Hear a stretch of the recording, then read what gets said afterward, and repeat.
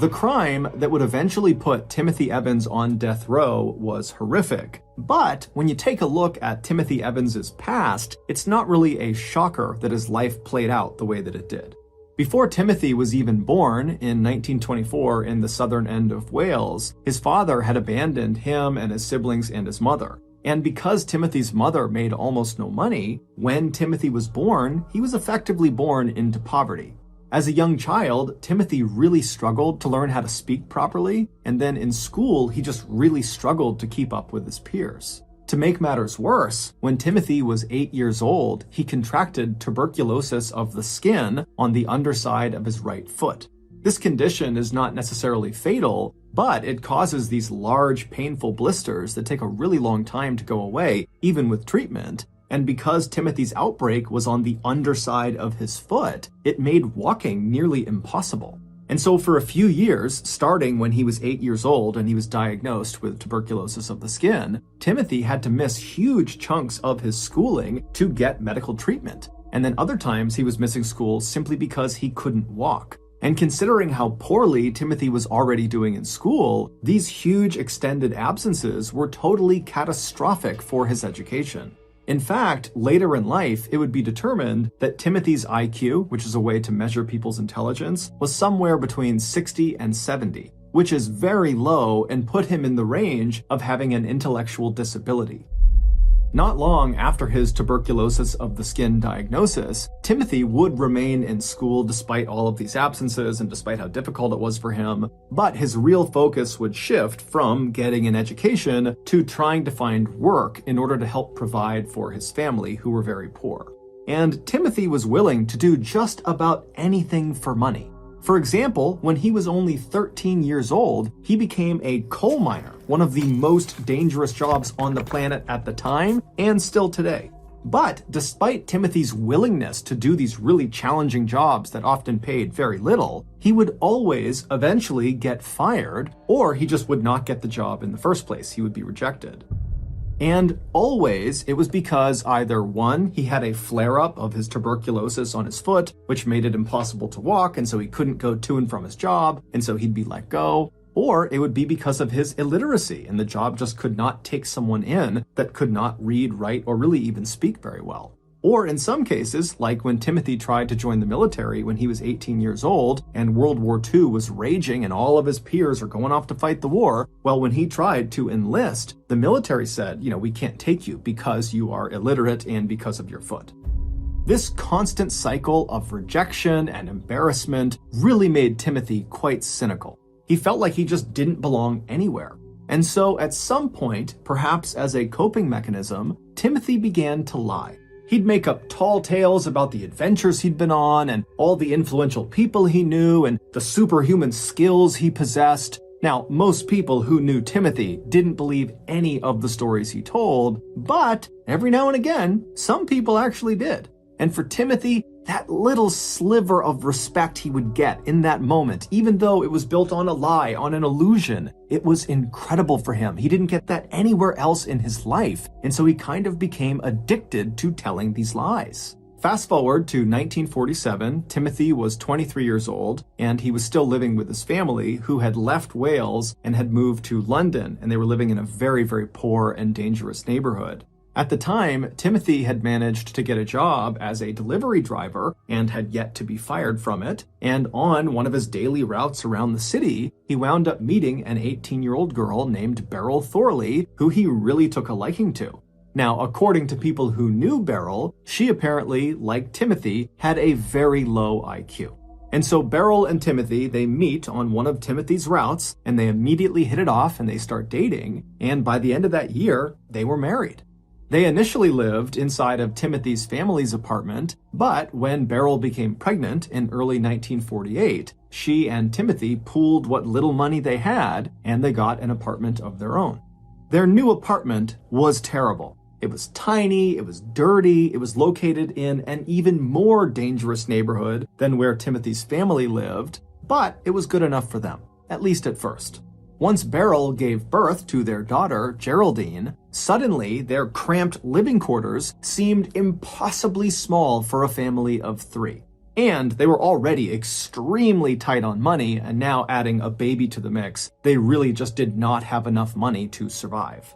Timothy immediately tried picking up extra work wherever he could, but once again, his illiteracy and his foot, or a combination of the two, held him back.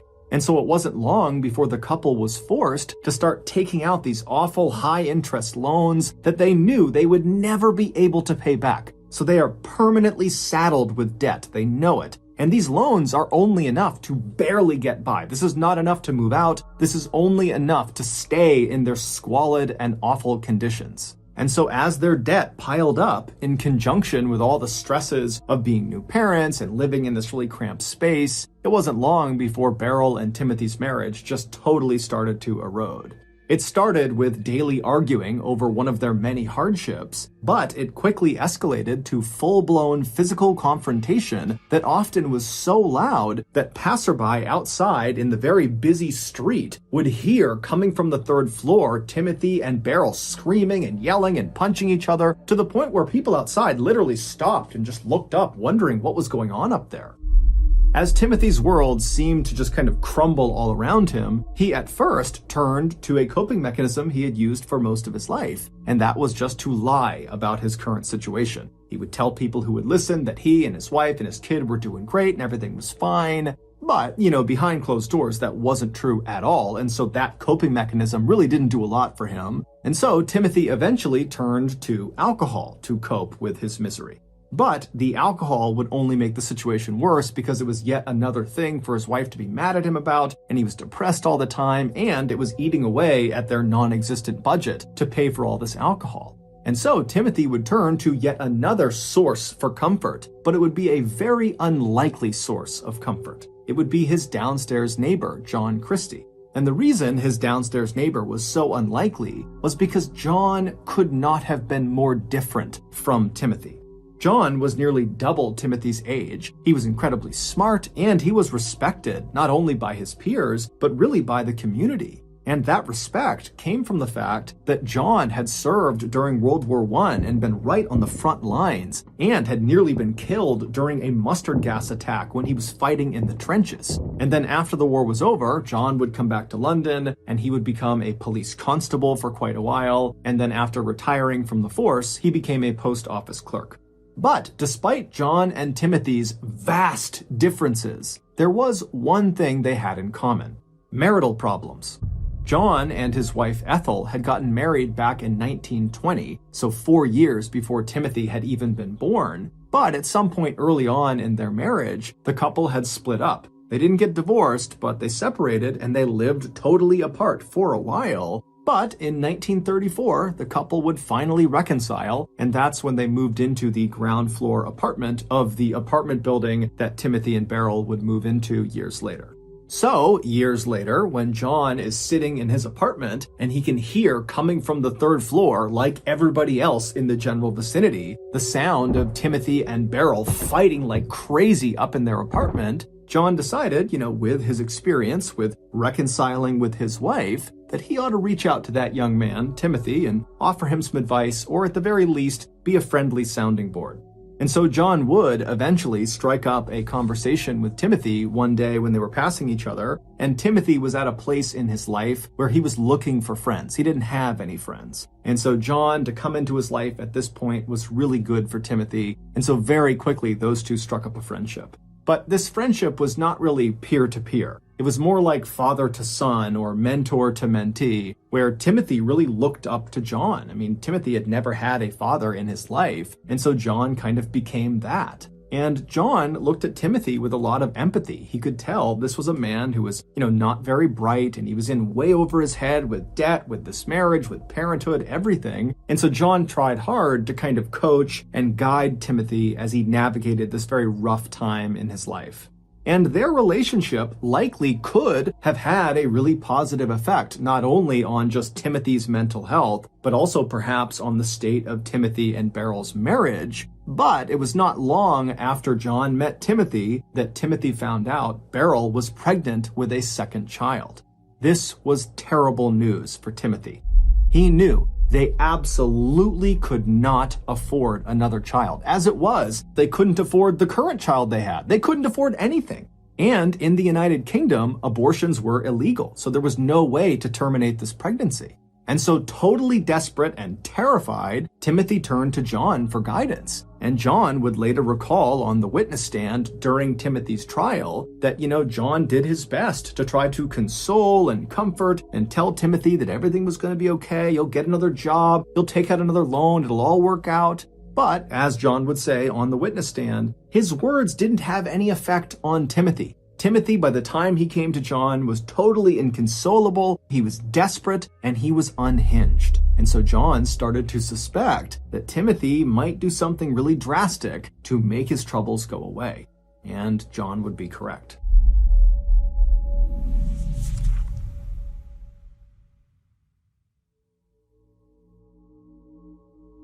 A few weeks later, on November 30th, 1949, a very disheveled-looking Timothy wandered into a local police station in Wales, not far from where he had grown up, and he would confess to the police that he had killed his wife.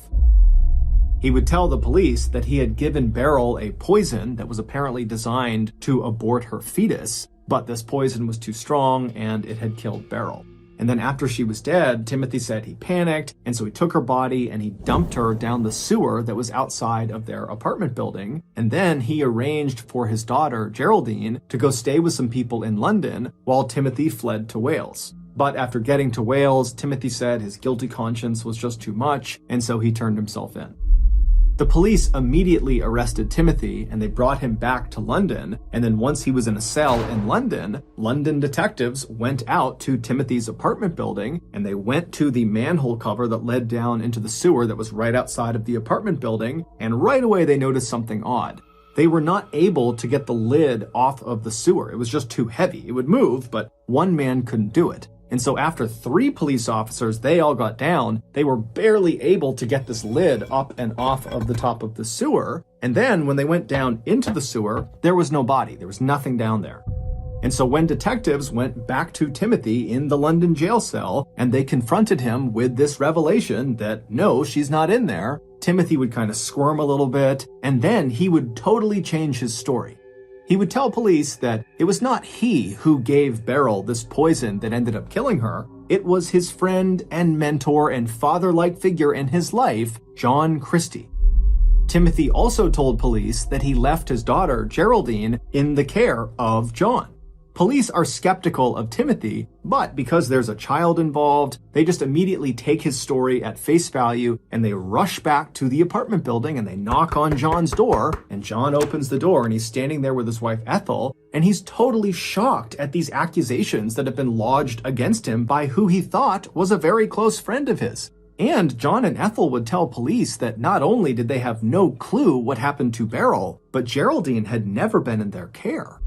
And so the police are immediately very concerned for Geraldine's well-being. Who has Geraldine? Where is she? But while they were there, they just did a thorough search of John and Ethel's property to make sure they weren't lying. And then after searching their property, there was nothing inside. But when police left John and Ethel's apartment and began searching the outside of the property, an area that they had briefly searched when they were there earlier, looking in the sewer, but now they're doing a much more thorough search. And during this thorough search, they find this shed that was located in the backyard of this big apartment building. And inside of this shed, wrapped in blankets, are the bodies of Beryl and her 13-month-old daughter, Geraldine. They had both been strangled to death.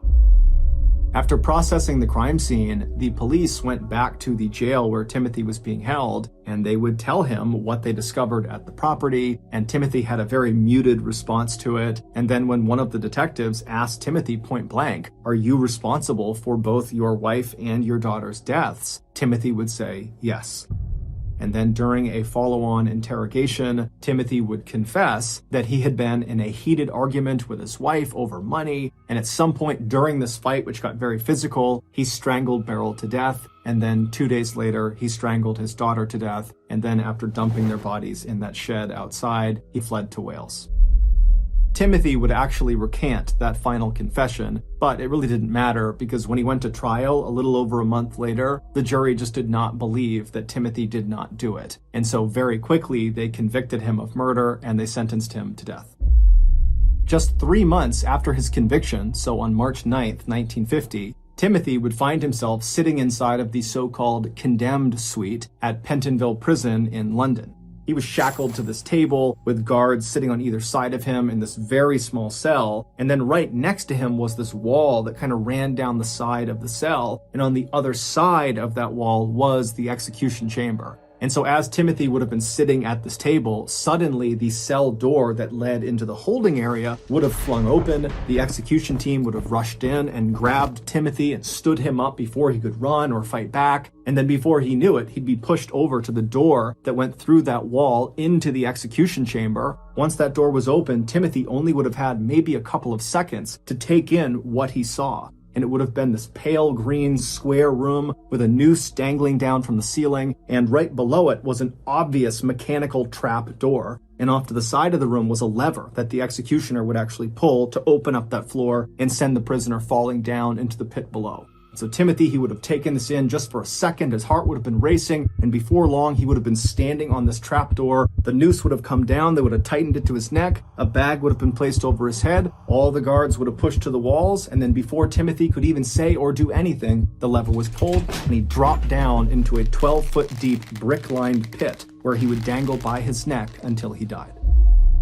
This gruesome ending should have been the end of an already very gruesome story, but it wasn't. Not even close. 3 years after Timothy's execution, a man named Beresford Brown moved into the same ground floor apartment that John Christie and Ethel had shared. John had moved out just a couple of days earlier. And so Beresford, he moves into this apartment. It's totally dirty. It's not well kept. And so Beresford decides that he's going to fix the place up. And the first thing he's going to do is he's going to tear down all of the old wallpaper in the kitchen and replace it. And so he goes into the kitchen, he starts tearing down the wallpaper, he makes his way into the kitchen pantry, he starts pulling the wallpaper down in there, and at some point when he pulls one strip of paper all the way to the ground, he sees towards the bottom of this wall inside of his pantry where there are no shelves over it, behind the wallpaper, there is obviously a door, just a small door. It almost looks like the entrance to a crawl space. And so Beresford is totally intrigued, why would there be this door behind the wallpaper in the pantry? And so he rips off the remaining wallpaper over this little door. He finds the handle and he forces it open. And what he sees inside of that little room would haunt him for the rest of his life. 3 years and 4 months earlier, when Timothy discovered that his wife Beryl was pregnant with their second child, Timothy really did go to his friend John for guidance. However, this is where the story takes a turn. When Tim came to John, who was medically trained from his time in the military, he would tell Tim, hey, I can perform an abortion on Beryl if you want me to. Timothy immediately thought this was a great idea. And so totally relieved, thinking his problems are now all solved, he left John's apartment and ran upstairs to his own. He told Beryl about how John could perform this procedure for them. Did she want to do it? And Beryl said, yeah, let's do it. Now, we don't know exactly what happened next, but the running theory is that sometime in November of 1949, Beryl and Geraldine left their apartment on the 3rd floor and went down to the 1st floor, John's apartment, and when they got there, it was just John. John's wife Ethel, she was gone for the day. As for Timothy, he also was not present for this procedure, but he likely knew it was happening. So Beryl and Geraldine, they walk inside of John's apartment, and pretty quickly Beryl finds a place, or maybe John finds a place to put Geraldine in the apartment where she's safe. And then John ushers Beryl over to this chair. It's like his makeshift medical chair, and he tells her to have a seat. So she sits down, and John goes over and gets this device. And now this device, it looks like a glass jar filled with clear liquid, and then poking out of either side of it are these black, thin, hollow tubes that come out and connect at this kind of makeshift mouthpiece. And so John, he walks over with this device, and he hands the mouthpiece portion of this device to Beryl, and he says, here, put this on your mouth and start breathing it in. There's a gas I produce that kind of numbs the pain as I do this procedure to you. And so Beryl did as she was told. She took this mouthpiece and she put it over her mouth and her nose, and she began breathing deeply. And as she did that, John grabbed a chemical and he began slowly pouring it into the glass jar where these tubes were coming out of. And as he did that, a white gas began to form above the liquid inside of the jar, and there was a cover over the top of this jar. So the gas was trapped inside of this jar. And as Beryl is taking these big breaths through those tubes, she's sucking that gas into her lungs. And very quickly, as she's breathing on this apparatus, she didn't start feeling numb. She just passed out completely. However, this was John's plan all along. That device he made her put on her face, that was only designed to make people pass out. It was not to numb any pain. John was not medically trained. He was not performing abortions out of his apartment. He was a serial killer. So with Beryl now unconscious in front of him, John did the same thing he did to the other two women he had lured into his trap and whose bodies were now buried in his backyard. He began having his way with Beryl. And at some point during this assault, Beryl woke up and began trying to fight off John, but he overpowered her and he strangled her to death. And then after she was dead, John just walked into the other room where Geraldine was, and he used a shirt tie and he wrapped it around Geraldine's neck and he strangled her to death. And then after that, he put the mother and daughter together in some sheets and he put them out in the shed in the backyard. Later, when Timothy came to John's apartment to see how the procedure had gone on his wife, John would tell Timothy that, sorry, it didn't work out and your wife is dead. Don't worry, I'll look after your daughter and make sure she's taken care of. You need to flee London and go to Wales now.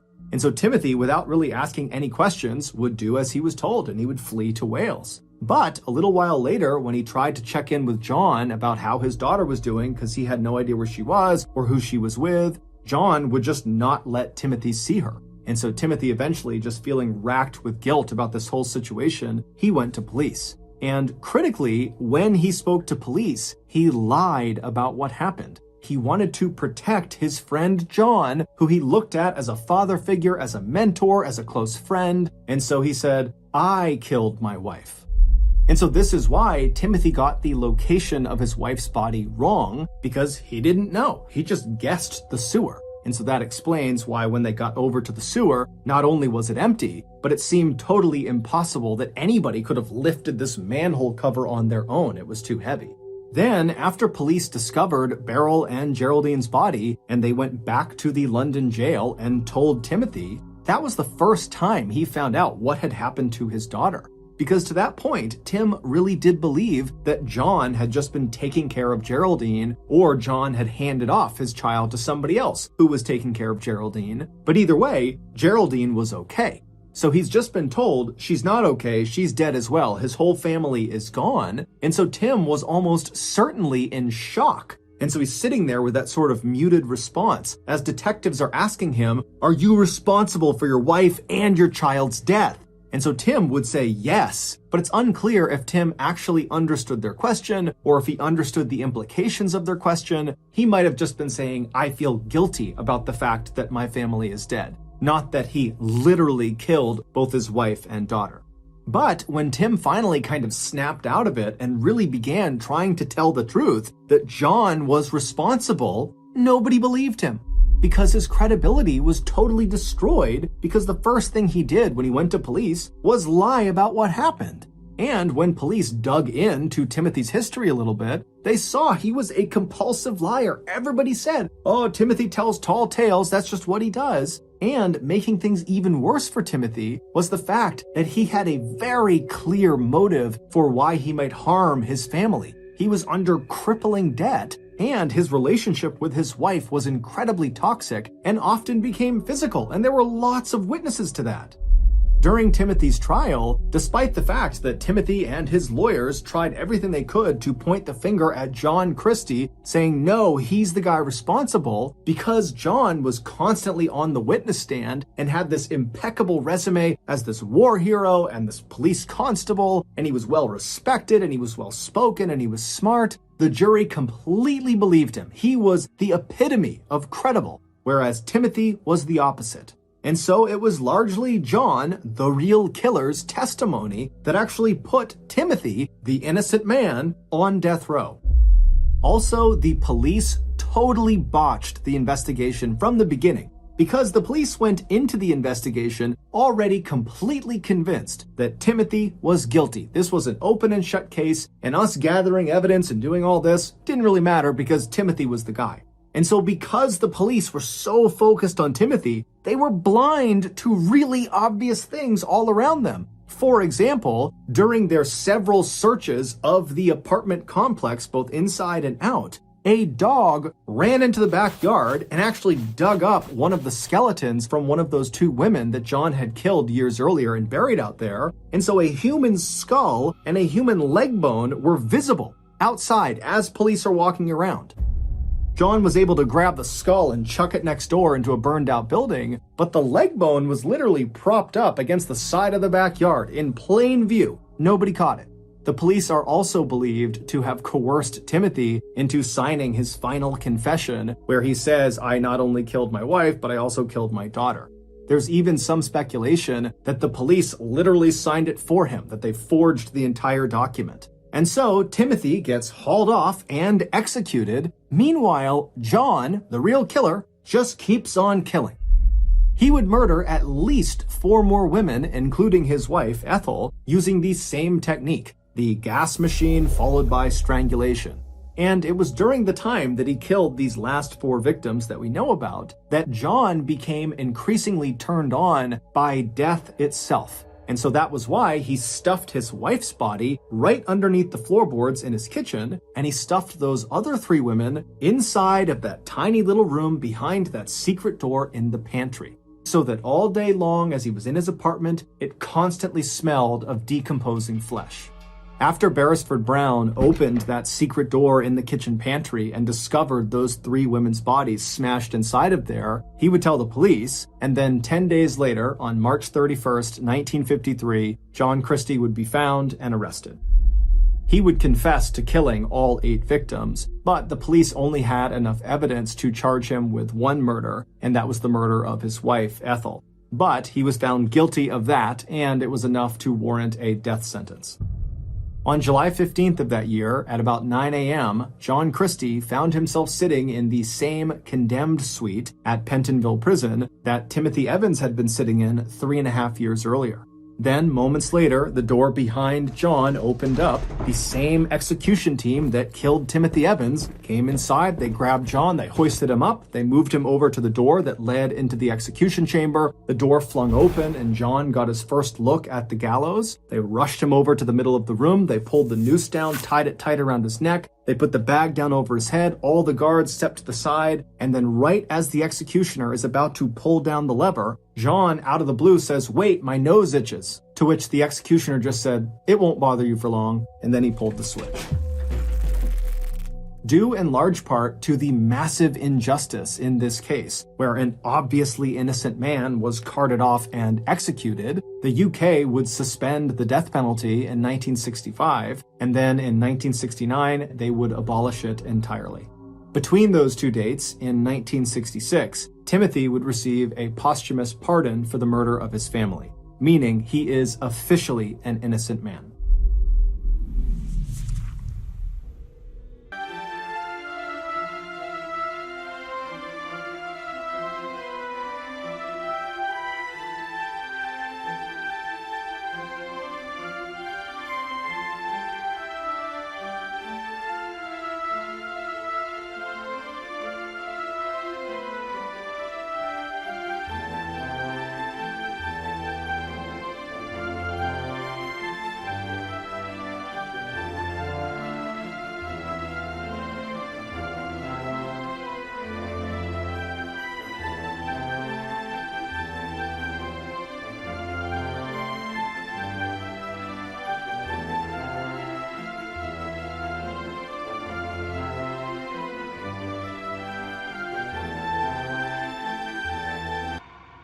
In the late 1800s, a deadly phenomenon was occurring in America. Fire departments were beginning to use these large safety nets that resembled these huge circular stretches of canvas to try to save people that were stuck in burning buildings. During a multi-story fire, these firefighters would show up and they would get out this big net and they would all take up positions around it, holding on to the edges. And then they would move it directly underneath one of the windows of the burning building. And then they would call out to the people inside to jump out of the window onto the net. And then when they jumped, the firefighters would make sure to maneuver the net to try to catch the person right in the middle, breaking their fall and saving their lives. However, the deadly phenomenon was that these people who were stuck in these buildings were more afraid to make the jump onto the net than they were of the fire. And so despite the firefighters' constant urges to please just jump, they would stay put and they would die in the fire. And so fire departments all over America were desperately trying to find ways to educate the American public about the relative safety of these nets, that certainly making this jump is a better bet than staying in an actively burning building. But despite their efforts, Americans were still staying put in these buildings and dying unnecessarily. In 1883, which was around the time of this deadly phenomenon, a diving instructor working out of Washington, D.C. named Robert Odlum heard about this issue, and he thought to himself, if Americans just maybe saw someone make the jump successfully, they wouldn't be afraid anymore. And since Robert was a diving instructor and so was very comfortable jumping from heights, he thought, well, who better to make these demonstrations than me? And so, in collaboration with several Washington, D.C. fire departments, Robert began hosting these demonstrations where he would leap out of multi-story buildings onto the safety net. And very quickly, these demonstrations began attracting very big crowds. But not because they wanted the education of the event, they just wanted to see someone jump out of a building onto a net. It was like a circus act. And Robert, who was not expecting this to happen, found himself really enjoying the attention he was garnering, and so pretty quickly he stopped doing demonstrations to show off fire net safety, and instead began jumping off of huge bridges into bodies of water just because people thought it was awesome. He was becoming this celebrity in Washington, D.C. And soon, Robert began taking his show all over the country, basically touring to all these bridges all over America, and he would put out these flyers all over the city, encouraging people to show up to the bridge on the day of his jump, and then when he would get to the bridge, there'd be hundreds and hundreds of people cheering him on. But Robert's very unlikely and rapid rise to fame and fortune quickly spawned copycats. And in 1885, so 2 years after Robert had begun this jumping venture, his popularity was beginning to wane because he was no longer as unique. Before, it was really just him doing these jumps, and now he was kind of a commodity. And so feeling desperate to become relevant again, Robert thought to himself, I gotta do something that sets me apart from all the other bridge jumpers. I gotta do something that nobody else has done. That way I can once again become the bridge jumper. And it just so happened there was a bridge that had recently been constructed in New York called the Brooklyn Bridge that was massive. It spanned 1,600 feet from Brooklyn across the East River to New York City, and at its highest point, it was a whopping 130 feet off of the water. And so if Robert made that jump, he would actually set the record for the highest bridge jump ever. But by this point, bridge jumping had become popular enough that police had caught on to it and they had made it illegal, mostly to protect the bridge jumpers from themselves. And so anytime police saw advertisements for an upcoming bridge jump, they would show up to the location on the day of the jump in force and they would stop the jumper from jumping. And so Robert knew this, but he still needed to get the word out about this big Brooklyn Bridge jump. And so he created a very clever word-of-mouth campaign amongst people in New York, and he also began handing out these flyers that were fairly cryptic, but still told people where to go and at what time for this big spectacle they were going to see. And on May 19th of that year, the day of the jump, Robert's underground advertising campaign had worked beautifully. By early that morning, the Brooklyn Bridge was covered with hundreds and hundreds of people. Also down on the banks as well, there's all these people who are all waiting to see Robert make this record-setting jump. Robert had become a bit of a showman since he began doing these bridge jumps, and he had developed a sort of trademark entrance. He would arrive in a black horse and carriage, and then once it stopped on the bridge, he would leap out, and he'd be wearing this long coat, and he would take it off, revealing his swimsuit, and the crowd would cheer, and then he would wave to the crowd, and then he would just run to the edge and leap off the bridge. And so on May 19th, all these people who are waiting for Robert, they're looking for this black horse and carriage, and around noontime, someone spotted it. It was coming onto the bridge from the Brooklyn side, and then once it stopped on the bridge, the door flung open, and Robert leapt out in his big coat. He ripped his coat off, revealing his swimsuit. The crowd was going wild. Everyone was so pumped about this. He's waving and getting ready, and he starts running to the railing to make this jump. And before he jumps, the police swarm him and arrest him. The police were not dumb. They had caught on to this underground advertising campaign, and so like everyone else, they were out in force on this bridge. There were all these officers everywhere, and so as soon as they saw this carriage, they immediately rushed over, intercepted it, and they stopped him. And so as they're arresting Robert, the crowd is starting to boo, and they're chanting, "Let him jump, let him jump!" And the police, who are all kind of gathered on the Brooklyn side of the bridge, they're telling people to start to disperse, and as they're doing this, something incredible happens. On the far other side of the bridge, on the New York side of the bridge, another black horse and carriage had just come to a stop on the bridge. The doors had flung open, and a man had jumped out wearing a long coat. He had ripped it off, revealing a swimsuit, and the crowd went wild. It was the real Robert Odlum. The man the police had arrested was actually an actor that Robert had paid to pretend to be him. Robert had told him to show up at a particular time and make the typical entrance that he would in order to suck all the police to that side of the bridge, and then while that was happening, Robert would show up and have enough time and space to make the jump. And his plan had worked perfectly. And so the police, who are on the Brooklyn side, they see this happening and they realize there's no way they can run all the way across the bridge and stop Robert before he makes the jump. And so, like everyone else, they just kind of walked to the railing and they watched. And so the real Robert, after revealing his swimsuit, he waved to the crowd, he's smiling, everyone's going crazy, and he runs over to the railing, he climbs onto the other side, and he's looking out over the water, and he gives one more wave to everyone down below in boats and on the banks and on the sides of the bridge, and everyone's going crazy, and then he jumps. Onlookers would later say that at first his jump was perfect. As soon as he leapt off the bridge, like he always did, he put his right arm straight over his head and he tucked his left arm by his side. This allowed him to stay in an upright vertical position as he fell. But just a second into his fall, a strong gust of wind blew Robert off his axis, and suddenly he was falling on his side. Now, it's important to understand, bridge jumpers, when they jump from really high heights, they need to land feet first in a vertical position. This allows their feet to, quote, break the surface tension of the water before the rest of their body comes crashing down. And if they do it that way, the water functions much like the firefighter's safety net. It will break the jumper's fall and save their life. But if the jumper lands at basically any other angle, the water tension will not break fast enough before the rest of their body hits the surface of the water, and so the water, instead of functioning like a net that will save them, will actually function like concrete. So after this gust of wind had blown Robert onto his side, he began flailing in midair to try to get himself back to his upright vertical position, but he couldn't do it in time, and so he slammed into the water directly on his right side. And when the crowd saw this, they figured something was wrong, but they didn't really know, and so everyone just kind of gasped and waited to see what would happen next. And they're looking, and then finally Robert emerges from the deep, except he's face down and he's motionless.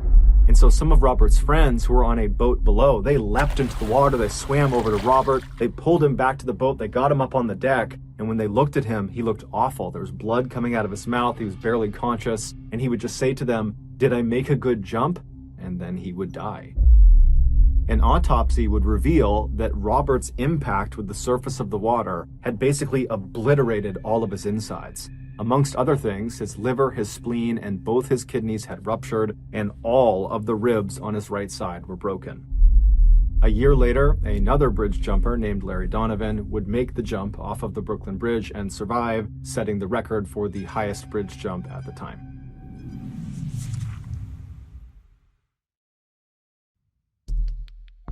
Our next story is called The Stunt.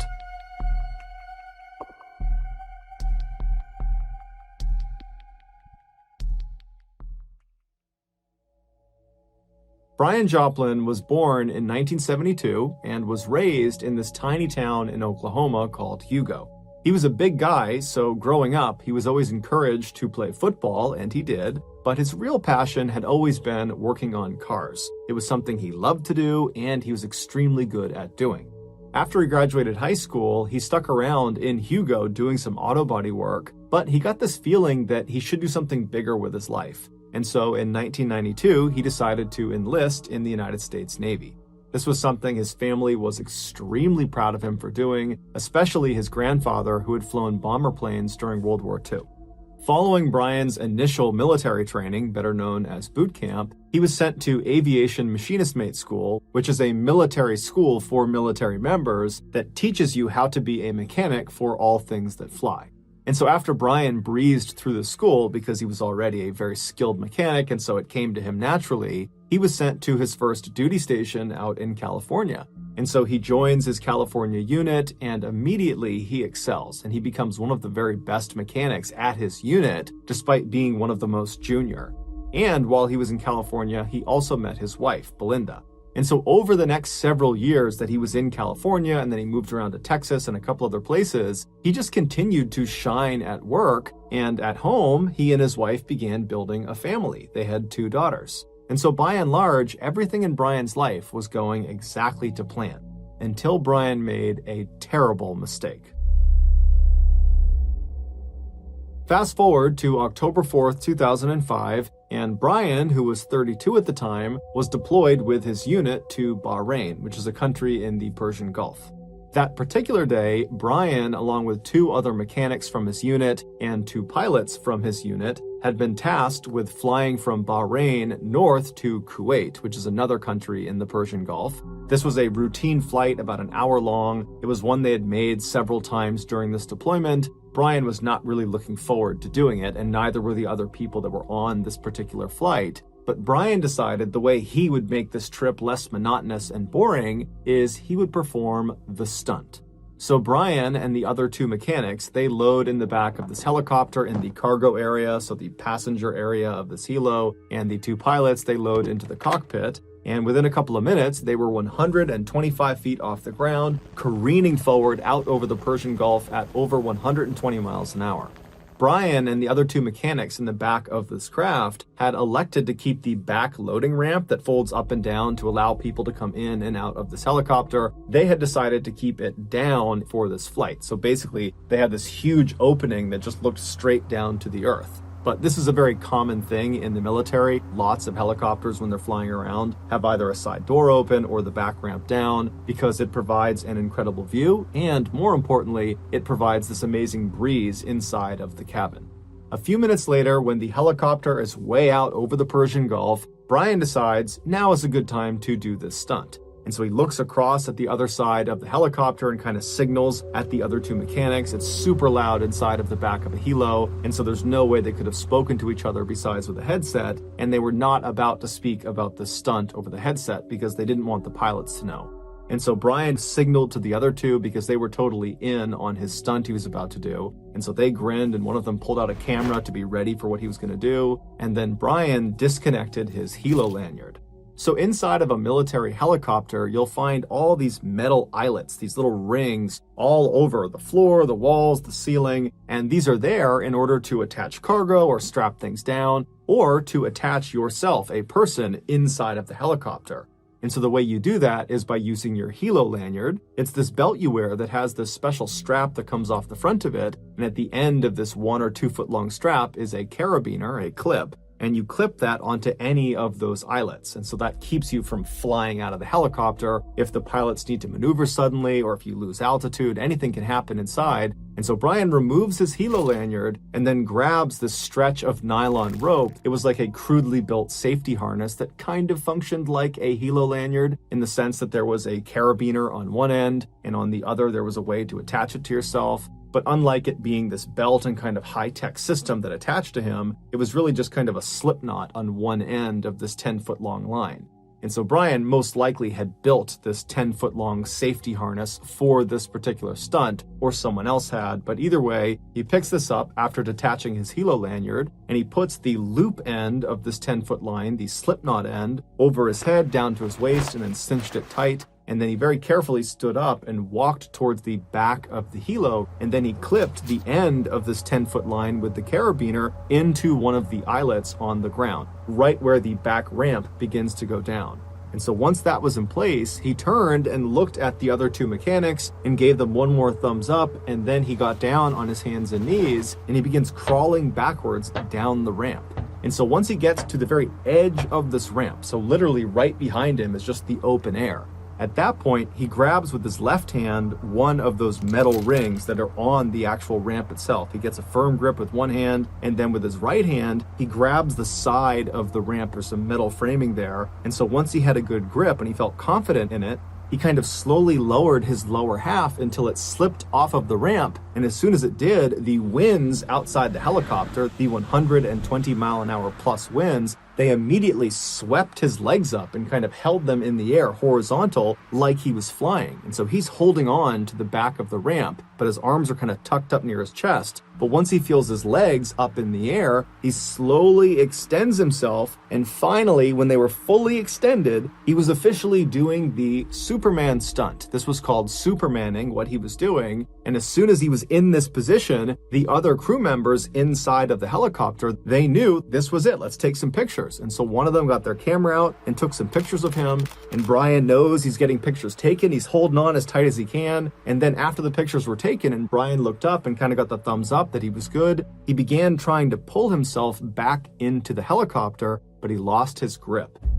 And as soon as he lost his grip, those 120-mile-an-hour plus winds, they whipped him backwards, and the safety harness that he had strapped around his waist, that's the only thing that caught him from flying away from the helicopter. And so Brian attempts to try to grab the ramp, but it's too far away. And as he's getting pulled by the wind away from the helicopter, that harness that was around his waist, it rides up until it stops right around his chest. And so at that point, he keeps his arms pinned by his side because he doesn't want the harness to slip up over his shoulders, because then he will fall to his death. But because this harness was self-tightening, as he was whipping in the winds, the wind was pulling him so hard away from the helicopter that it was tightening that loop around his chest.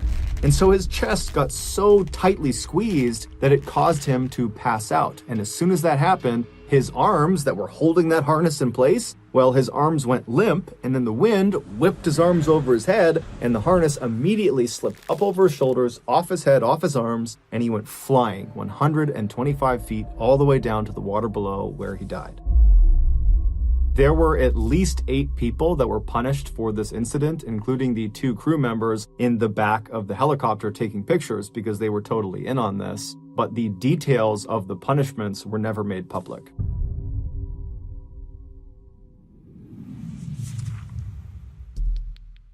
The next and final story of today's episode is called Magic.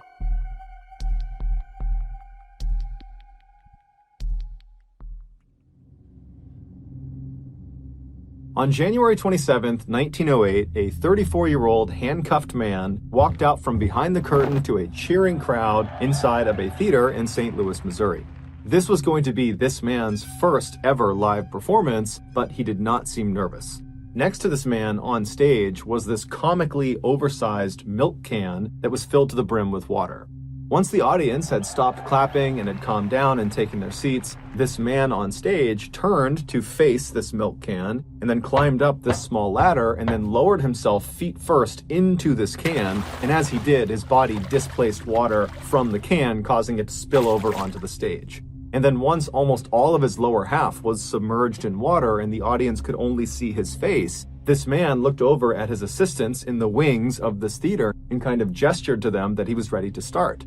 And so the assistants come running out into the middle of the stage and they immediately close the lid of this milk can over this guy, pushing his head down into the water. And so as the audience is gasping and collectively holding their breath, the assistants proceed to lock this lid with 6 different locks around the top. And then they wheeled over this cabinet that kind of collapsed around the can, so it was totally out of view of the audience. Now, for this audience, they had never seen anything like this before, and so immediately they all began murmuring and whispering to each other, wondering how this guy is going to survive what he's doing.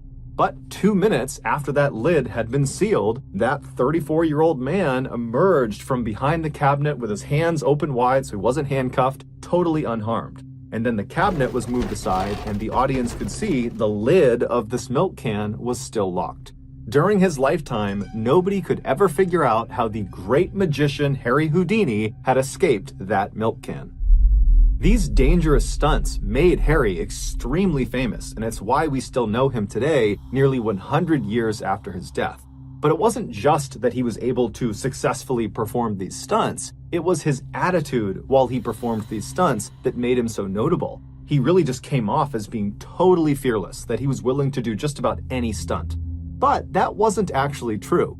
There was one stunt that Harry was absolutely terrified of. Now, he would eventually work up the courage to attempt this particular stunt, but while he was doing it, he panicked and he had to be rescued by his assistants. And after that, he never tried it again. And for decades, nobody else tried it either. Because, I mean, if Harry Houdini can't perform this stunt, then certainly no one else can either. But in 1990, a daring 32-year-old man named Joe Burris decided he would be the person who would finally conquer this infamous stunt. Joe was a small-time children's magician in Fresno, California, but deep down, he had always believed that someday he would be the next Harry Houdini. In fact, he would actually tell his family that not only would he be the next Harry Houdini, but he would be even better than Harry Houdini. And so that year, he decided it was finally time to make that dream a reality. And so he saw performing this infamous stunt as a way to make that happen. So on Halloween night of that year, so October 31st, Joe, adorned in his white tuxedo, along with his 2 young sons and his parents, they arrive at Blackbeard's Family Fun Center, which was an amusement park in Fresno, California. The family hopped out of the white limousine that Joe had arranged to bring them there, and they began walking across the parking lot to this big crowd of people.